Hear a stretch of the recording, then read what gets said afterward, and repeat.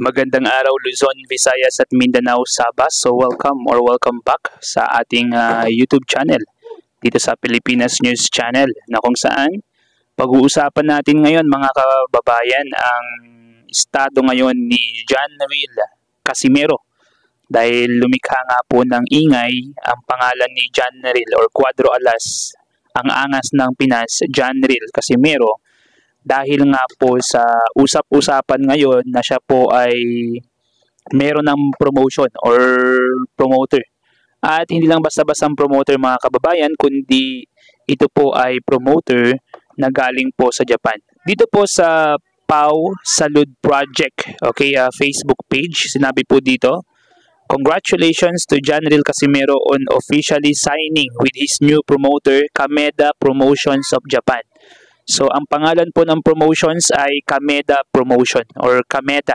Okay, so alam po natin mga kababayan na ang ating pambato na si Cuadro Alas ay galing sa MP Promotions or Manny Pacquiao Promotions nung mga nakaraang buwan. Pero nagkaroon sila ng problema. Kaya siya po ay naghanap ng promoter at nangyari nga na siya mismo nag-promote sa kanyang sarili. Pero ngayon, meron na po siyang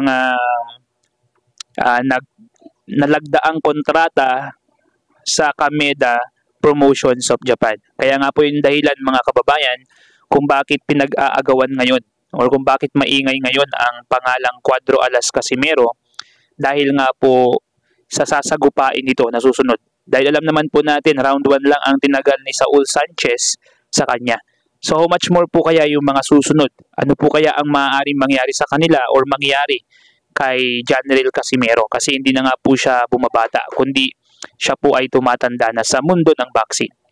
Sa ibo dito, this is a major move for Cuadro Alas as Kameda Promotions is a powerhouse in Asia boxing and is expected to open exciting new doors for the former world champion. So para sa mga hindi po nakakilala kay John Will Casimero, siya po ay 3-division world champion mga kababayan. Kung si Manny Pacquiao 8, siya po ay 3-division world champion. Ibig sabihin, hindi rin po basta-basta ang mga kamao ni Cuadro Alas Casimero mga kababayan. Sabi po dito, the comeback is on and it's real. Filipino fight fans, let's rally behind Casimero as he begins this new chapter in his career. Yan na po mga kababayan. Breaking news, sabi po dito, former 3-division world champion John Will Alas or Cuadro Alas Casimero signed with Kameda Promotion. Yan po yung isa sa pinakamagandang big step na ginawa po ni John Will Casimero. So to support po yung balitang ito mga kababayan, sinabi po sa Cafe South po Facebook page, sinabi po dito, Cuadro or former 3-division world champion John Will Casimero has officially signed with Kameda Promotions, one of Japan's emerging forces in boxing promotion. After a turbulent stretch marked by weight issues, team conflicts, and trust problems that threatened to derail his career, this new partnership signals a fresh start for Cuadro Alas. Backed by a reputable and fast-growing professional company, Casimero is now poised to rebuild his momentum and establish himself on the Asian boxing scene. So yan na nga po mga kababayan ang nagpapatibay ng report po natin. Sinabi naman po dito sa Nino Cruz TV, breaking news, pinakilala na ang bagong promoter ni John Will Casimero, isang malaking promotion ito sa Japan, ang Kameda Promotion. Baka mabigyan na ito ng magandang laban. Yan po yung inaasahan mga kababayan ng mga boxing fans around the globe, especially po yung mga boxing fans or mga boxing Filipino fans na matagal na naghihintay para makawala muli ang mga kamao ni Cuadro Alas Casimero at dumapo sa mga muka ng kalaban nito. At ano kaya ang mangyayari mga kababayan kung dumapo ang muli ang kamao ni John Will Casimero sa mga mukha nila? Ano kaya ang magiging exciting na resulta? Sinabi po dito sa Tuldok at Tatchulok, good news, John Will Casimero lalaban na sa bansang Kyrgyzstan matapos mag-post ang Kameda Promotions na may hawak ngayon kay Casimero. Kasama sa laban sa Kyrgyz Republic ay si Luis Neri at Pinoy future champ Kenneth Lober. So yan po mga kababayan, pinakang latest news dito po kay boxing sensational ngayon, no, na si Cuadro Alas Casimero. Sinabi po, lalaban na po siya sa bansang Kyrgyzstan. Unang laban sa taong 2025 mga kababayan. Kasi medyo malahi or matagal pong namahinga ang ating pambatong si Cuadro Alas Casimero. So sabi naman po sa Esports Zambo Facebook page, dalawa ang target ni Casimero, Nery at Inoue. Hindi kaya sila iiwas? So yan po yung mga target ni Jonwell Casimero mga kababayan. Dahil of course, dahil matagal po siyang namahinga sa boxing, kailangan niya po muna mag-tune up fight at yan po ay mangyayari sa Kyrgyzstan. After that, lalabanan niya po ang isa sa kanila, si Luis Nery or si Naoya Inoue. So sa iba pa mga balita mga kababayan, no, labas muna tayo kay Jonwell Casimero. Sinabi po sa Tuldok at Tacholok Facebook page pa rin, WBO Featherweight Championship or Champion Rafael Espinoza, pinaakyat na si Naoya Inoue sa Featherweight 126 pounds division. Hinamon na nga ni Espinoza si Inoue na siya ang lalaban kung aakyat ito sa Featherweight. May laban si Master Naoya Inoue sa September 14 kontra Akhmadaliev at ang super fight nito sa taong 2026 kontra Junto Nakatani.